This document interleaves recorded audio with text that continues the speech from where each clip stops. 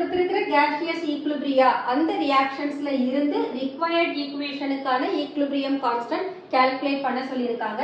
Let us take the given equations as 1, 2, 3 and 4.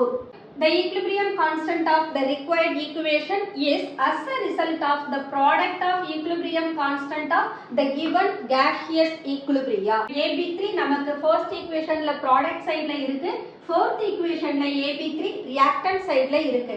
அப்ப AB3 reactant sideக்கு கொண்டு வரணும்னா we have to rewrite the first equation.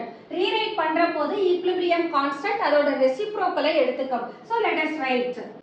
Now we have to take the second equation. Third equation la B2D 1 time இருக்கு, but fourth equation la B2D 3 times இருக்கு. அப்ப third equation நாம 3 ஆல multiply பண்ண போறோம்.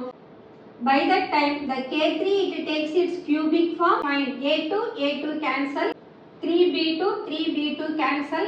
Therefore the equilibrium constant for the required equation is K2 K3 cube divided by K1.